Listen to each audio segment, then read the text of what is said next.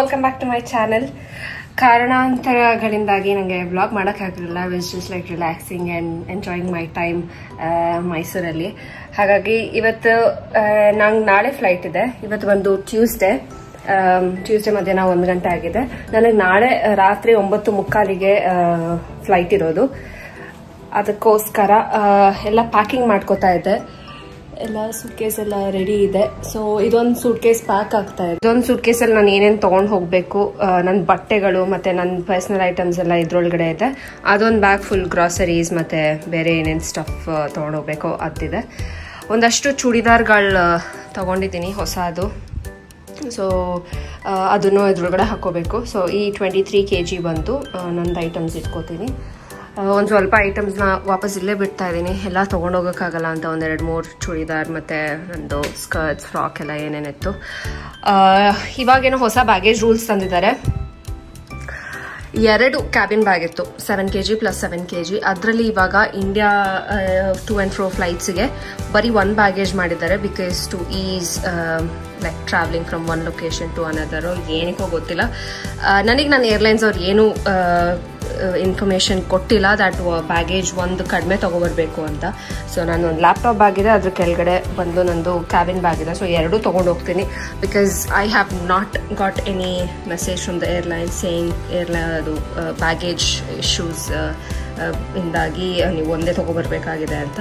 ಅವೆರಡು ಪ್ಯಾಕ್ ಮಾಡ್ಕೋತಾ ಇದ್ದೀನಿ. ಅದರಲ್ಲಿ ಇನ್ನೇನೆಲ್ಲ ಒಂದು ಡೈಲಿ ವೇರ್ ಬಟ್ಟೆ ಇದೆ, ಒಂದು ಸ್ವಲ್ಪ ಜೀನ್ಸ್ ಪ್ಯಾಂಟ್ಗಳು ತೊಗೋತೀನಿ. ಲ್ಯಾಪ್ಟಾಪ್ ಬ್ಯಾಗ್ ಇದೆ. ನಂದು ಲ್ಯಾಪ್ಟಾಪ್ ಬಂದು very it's little heavy. So ಹಾಗಾಗಿ ಅದೊಂದು 5 kg ಆಗೇ ಹೋಗ್ಬಿಡುತ್ತೆ ವಿತ್ ಬ್ಯಾಗ್ ಸೇರಿ.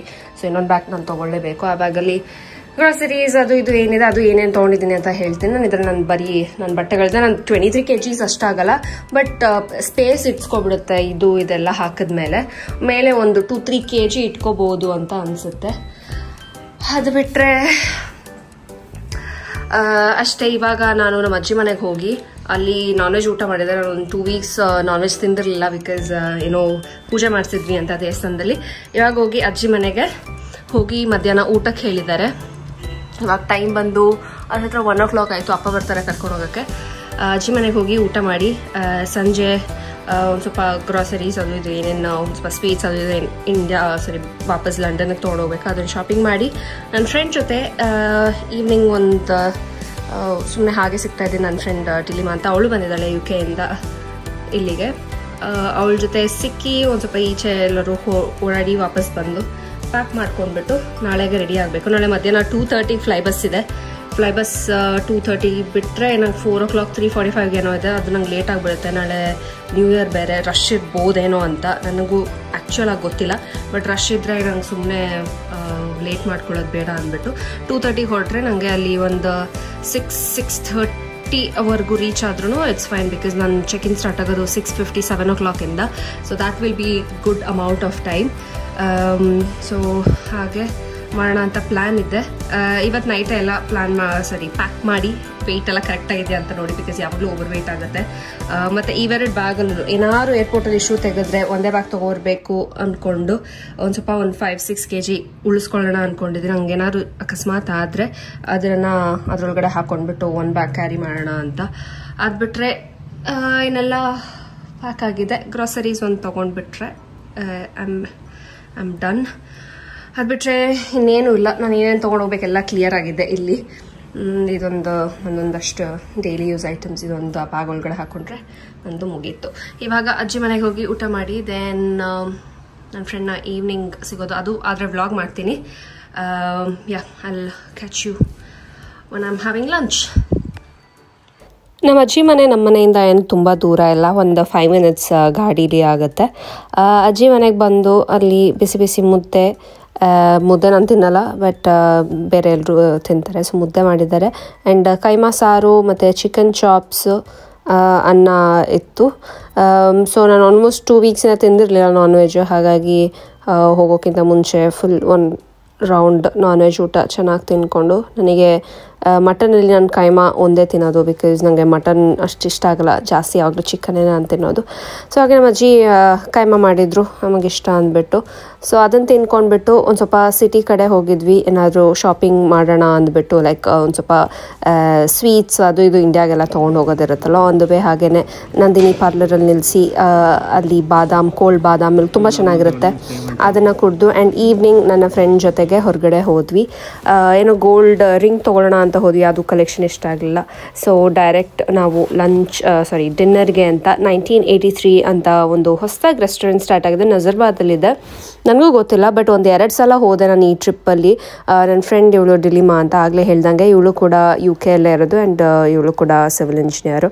ನಾವಿಬ್ಬರು ಒಟ್ಟಿಗೆ ಆ್ಯಕ್ಚುಲಿ ಬ್ಯಾಚುಲರ್ಸ್ ಮಾಡಿದ್ವಿ MITಲಿ, ಆ್ಯಂಡ್ ಇವಾಗ UKಲಿ we are working as civil engineers. And coming back to 1983 restaurant, that is the best restaurant ಹೇಳಬೇಕು ಅಂತ ಹೇಳಿದ್ರೆ. ತುಂಬ ಚೆನ್ನಾಗಿತ್ತು, ಹೈಲಿ ರೆಕಮೆಂಡೆಡ್, ನೀವು ವಿಸಿಟ್ ಮಾಡಿ. ಅದಾದಮೇಲೆ ಡೆಂಟಿಸ್ಟ್ ಹತ್ರ ಬಂದು ಒಂದು ಸ್ವಲ್ಪ ಟೀತ್ ಕರೆಕ್ಷನ್ ಇತ್ತು, ಅದಕ್ಕೆ ನನಗೆ ರಿಟೈನರ್ ಸಜೆಸ್ಟ್ ಮಾಡಿದ್ರು ಡಾಕ್ಟರ್, ಯೂಸ್ ಮಾಡಿ ಇನ್ನೂ 1 ಇಯರ್ವರೆಗೂ ಅಂತ. ಸೊ ಅದನ್ನು ಈಸ್ಕೊಂಡ್ಬಿಟ್ಟು ಕರೆಕ್ಟ್ ನನ್ನ ಟೀತ್ಗೆ ಒಂದು ಸ್ವಲ್ಪ ಫಿಟ್ ಆಗೋಂಗೆ ಒಂದು ಸ್ವಲ್ಪ ಕರೆಕ್ಟ್ ಮಾಡಿಸ್ಕೊಂಡ್ಬಿಟ್ಟು ಬಂದೆ ಮನೆಗೆ. ಆಲ್ಮೋಸ್ಟ್ 9:30-10 ಆಗಿತ್ತು. ಇನ್ನೇನು 1-2 ಅವರ್ಸಲ್ಲಿ ನ್ಯೂ ಇಯರ್ಗೆ ಎಲ್ಲರೂ ಈ ಥರ ಫುಲ್ ಫೈರ್ ವರ್ಕ್ಸ್ ಎಲ್ಲ ಸ್ಟಾರ್ಟ್ ಮಾಡಿಕೊಂಡ್ರು. ತುಂಬ ಚೆನ್ನಾಗಿತ್ತು. ನಾನು ಆಲ್ಮೋಸ್ಟ್ 5-6 ಇಯರ್ಸಿಂದ ನ್ಯೂ ಇಯರ್ ಇಲ್ಲಿ ಇಂಡಿಯಾದಲ್ಲಿ ಸೆಲೆಬ್ರೇಟ್ ಮಾಡೇ ಇರಲಿಲ್ಲ. ಸೊ ಹಾಗಾಗಿ ಇಟ್ ವಾಸ್ ವೆರಿ ನೈಸ್. ನಮ್ಮನೆ ಹತ್ರ ನಾವು ಒಂದು ಸ್ವಲ್ಪ ರಿಂಗ್ ರೋಡ್ಗೆ ಹತ್ತಿರ ಇರೋದ್ರಿಂದ ಅಲ್ಲಿರೋ ಸುತ್ತಮುತ್ತ ರೆಸ್ಟೋರೆಂಟ್ಸಿಂದ ಎಲ್ಲ ಈ ಥರ ಫೈರ್ ಕ್ರ್ಯಾಕರ್ ವರ್ಕ್ಸ್ ನಡೀತಿತ್ತು. ಆ್ಯಂಡ್ ನಮ್ಮ ಲೇಔಟಲ್ಲೂ ತುಂಬ ಜನ ಈ ಫೈರ್ ಕ್ರ್ಯಾಕರ್ಸ್ ಎಲ್ಲ ಹೊಡಿತಿದ್ರು, ತುಂಬ ಚೆನ್ನಾಗಿತ್ತು. ಆ್ಯಂಡ್ ಇದು ಬಂದು ನೆಕ್ಸ್ಟ್ ಡೇ ನನ್ನ ಫ್ರೆಂಡ್ ನನ್ನ ಬೀಳ್ಕೊಡೋಕ್ಕೆ ಬಂದಿದ್ದಾಳೆ. ಆ್ಯಂಡ್ ಇವಳು ನನ್ನ ತುಂಬ ಚೈಲ್ಡ್ಹುಡ್ ಫ್ರೆಂಡ್, ಲಾಂಗೆಸ್ಟ್ ಫ್ರೆಂಡ್ಶಿಪ್ ಅಂತ ಹೇಳೋದಾದರೆ ಲಾವಣ್ಯ ಅಂತ. ಆ್ಯಂಡ್ ನಾನು ಹೋಗೋ ದಿನ ಲಾಸ್ಟ್ ಅಲ್ಲಿ ಬಂದು ಒಂದು ವಿಸಿಟ್ ಹಾಕಿ ಹೋಗ್ತಾಳೆ. ಆ್ಯಂಡ್ ನೆಕ್ಸ್ಟ್ ಬಂದು ನಾನೆಲ್ಲ ಪ್ಯಾಕ್ ಮಾಡ್ಕೋತಿದ್ದೆ ತೊಗೊಂಡೋಗೋಕ್ಕೆ. ಒಂದು ಬ್ಯಾಗಲ್ಲಿ ಹೇಳ್ದಂಗೆ ಫುಲ್ ಗ್ರಾಸರಿ ಇತ್ತು, ನೆಕ್ಸ್ಟ್ ಇನ್ನೊಂದು ಬ್ಯಾಗಲ್ಲಿ ಎಲ್ಲ ಬಟ್ಟೆ ತುಂಬಿಕೊಂಡಿದ್ದೆ. ಸೊ ಇದು ಗ್ರಾಸರಿ ಬ್ಯಾಗ್ ಪ್ಯಾಕಿಂಗ್ ನಡೀತಾ ಇದೆ. ಅಲ್ಲಿ ಅಮ್ಮ ತುಪ್ಪ ರೆಡಿ ಮಾಡಿಟ್ಟಿದ್ದಾರೆ. ತುಪ್ಪ ಯಾವಾಗಲೂ ನಾವು ಬೆಣ್ಣೆ ಕಾಯಿಸಿರೋ ತುಪ್ಪನೇ ತೊಗೊಳ್ಳೋದು, ಲೈಕ್ ಯೂಸ್ ಮಾಡೋದು ನಾವೆಲ್ಲ. ಸೊ ಹಾಗಾಗಿ ತುಪ್ಪನ ನಾನು ಬಂದರೆ ಇಲ್ಲಿಂದನೇ ತೊಗೊಂಡು ಹೋಗ್ತೀನಿ, ಅಲ್ಲಿ ತೊಗೊಳ್ಳೋ ಅವಶ್ಯಕತೆ ಇರಲ್ಲ ಅಂತ. ಅದನ್ನು ಬಿಟ್ಟು ಇನ್ನೆಲ್ಲದನ್ನು ಅರ್ಧ kg 1 kg ಮತ್ತು ಇನ್ಸ್ಟೆಂಟ್ ಪುಳಿಯೋಗರೆ ಪ್ಯಾಕೆಟ್ಸ್, ಮ್ಯಾಗಿ ಅದು ಇದು ಎಲ್ಲ ಒಂದು ಬ್ಯಾಗಿಗೆ ಆಯಿತು. ಸೊ ಕರೆಕ್ಟಾಗಿ 120 kgs ಅನ್ನಂಗೆ ತೊಗೊಂಡ್ರೆ, ಹಿಂದೆ ಮುಂದೆ 1 kg ಆದರೆ ಏನೂ ಅಷ್ಟು ಹೇಳಲ್ಲ ಏರ್ಲೈನ್ಸ್ ಅವರು.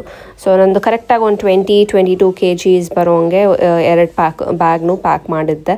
ಸೊ ಅಕಸ್ಮಾತ್ 1 kg ಹಿಂದೆ ಮುಂದೆ ಆದರೆ ಗ್ರಾಸರೀಸಲ್ಲಿ ಏನಾದ್ರು 1 kg ಇರೋದು ತೆಗೆದು ಇಡಬೇಕಾಗತ್ತೆ ಹೊರಗಡೆಗೆ. ಸೊ ಲಕಿಲಿ ಎರಡು ಬ್ಯಾಗೂ 22.5 ಅನ್ನೋಂಗೆ ಬಂತು. ಸೊ ವಿಚ್ ವೇಸ್ ವಾಟ್ ನಾನೇನು ಅನ್ಕೋತಿದ್ದೆ ಅಷ್ಟೇ ಆಗಿದೆ. ಸೊ ವೆಯ್ಟೆಲ್ಲ ಒಂದು ಕೊನೆಗೆ ಒಂದ್ಸಲ ಚೆಕ್ ಮಾಡಿ, ಬಿಕಾಸ್ ನಾವು ಯೂಸ್ ಮಾಡೋ ಸ್ಕೇಲು ಮತ್ತು ಏರ್ಪೋರ್ಟಲ್ಲಿರೋ ಸ್ಕೇಲು ಕೆಲವೊಮ್ಮೆ ಒಂಚೂರು ಡಿಫ್ರೆನ್ಸ್ ಬರ್ಬೋದು. ಸೊ ಒಂದು 1 kg ಹಿಂದೆ ಮುಂದೆ ಮಾಡ್ಕೊಂಡಿರಿ. ನಮ್ಮ ಅಜ್ಜಿನೂ ನನಗೆ ಟಾಟಾ ಬಾಯ್ ಬಾಯ್ ಹೇಳೋಕ್ಕೆ ಬರ್ತೀನಿ ಅಂತ ಹೇಳಿದ್ರು. ಸೊ ಆನ್ ದ ವೇ ಅವ್ರನ್ನೂ ಕರ್ಕೊಂಡು ಮ್ಯಾಂಡೇಟ್ರಿ ವಿಸಿಟ್, ನಾನು ಇಂಡಿಯಾಗೆ ಬಂದಮೇಲೆ ಇಂಡಿಯಾದಿಂದ ಹೊರಡಬೇಕಾದ್ರೆ ಕೋಟೆ ಆಂಜನೇಯ ಸ್ವಾಮಿ ದೇವಸ್ಥಾನಕ್ಕೆ ಹೋಗಿ ಒಂದು ರೌಂಡ್ ಕೈ ಮುಗಿದು ಅಲ್ಲಿ ಕರ್ಪೂರ ಏನಾದ್ರು ಹಚ್ಚಿಬಿಟ್ಟು ಒಂದು ಸ್ವಲ್ಪ ನಮಸ್ಕಾರ ಎಲ್ಲ ಮಾಡಿ ಅಲ್ಲಿಂದ ಹೊರಡ್ತೀವಿ. ಸಬ ಬಸ್ ಸ್ಟ್ಯಾಂಡಿಂದ ಯೂಶಲಿ ಎವ್ರಿ ಹವರ್ ಅಥವಾ ಎವ್ರಿ 2 hours ಬಸ್ ಇರುತ್ತೆ ಬ್ಯಾಂಗ್ಳೂರು ಏರ್ಪೋರ್ಟಿಗೆ. I think this is the best option. ಯಾರಾದ್ರು ಮೈಸೂರಿಂದ ಬೆಂಗಳೂರು ಏರ್ಪೋರ್ಟಿಗೆ ಒಬ್ಬರೇ ಹೋಗ್ತಾ ಇದ್ದೀರಾ ಅಂತ ಹೇಳಿದ್ರೆ it's also safe. Female seats book ಮಾಡಿಕೊಂಡ್ರೆ it will be very nice. So finally almost 3 weeks ಇದ್ದು ತುಂಬ ಎಂಜಾಯ್ ಮಾಡಿದೆ ಮೈಸೂರನ್ನ. ಸೊ ಎಲ್ರಿಗೂ ಟಾಟಾ ಬಾಯ್ ಬಾಯ್ ಹೇಳ್ತಾ ಒಂದು ಸ್ವಲ್ಪ ಬೇಗನೆ ಬಂದ್ವಿ. ತುಂಬ ರಶ್ ಇರುತ್ತೆ ಅಂದ್ಕೊಂಡ್ವಿ ರೋಡಲ್ಲಿ, Bangalore Mysuru airport road, but ಅಷ್ಟೊಂದೇನಿರಲ್ಲ. ಒನ್ ಅವರ್ ಮುಂಚೆನೇ ಎಕ್ಸ್ಪೆಕ್ಟ್ ಮಾಡಿದ್ಕಿಂತ 1 hour ಮುಂಚೆನೇ ಬಂದ್ವಿ. ಏನಾದ್ರು ಟೈಮ್ ಪಾಸ್ ಮಾಡಬೇಕಾಗಿತ್ತು ಇನ್ನು ಚೆಕ್-ಇನ್ ಹೋಗೋಕ್ಕಿಂತ ಮುಂಚೆ. So this was today's vlog. ಇನ್ ಮಿಕ್ಕಿದ ವ್ಲಾಗ್ನ ನಾನು ನೆಕ್ಸ್ಟ್ ವ್ಲಾಗಲ್ಲಿ ಕಂಟಿನ್ಯೂ ಮಾಡ್ತೀನಿ. It will be the continuation part. ನಾನು ಫ್ಲೈಟ್ ತೊಗೊಂಡು ಲಂಡನ್ಗೆ ಹೋಗೋದು. So see you all in my next vlog. Bangalore airport super ಆಗಿದೆ, ಇದನ್ನು ಹೇಳಲೇಬೇಕಾಗಿತ್ತು. ನನಗಂತೂ ಒಂದು 2-3 ಏರ್ಪೋರ್ಟ್ಸಲ್ಲಿ ಟ್ರಾವೆಲ್ ಮಾಡಿದ್ದೀನಿ ಅಲ್ಲ, UK ತುಂಬ ಬ್ಲ್ಯಾಂಡ್ ಆಗಿರುತ್ತೆ ಅಂತ ಅನಿಸುತ್ತೆ. ಬ್ಯಾಂಗ್ಳೂರ್ ಏರ್ಪೋರ್ಟಿಗೆ ಬಂದರೆ ಎಲ್ಲೋ ಒಳ್ಳೆ ಪ್ಯಾಲೇಸ್ ಒಳಗಡೆ ಇದ್ದೀನಿ ಅಂತ ಅನಿಸುತ್ತೆ. So it is very nice and it's also very special to me.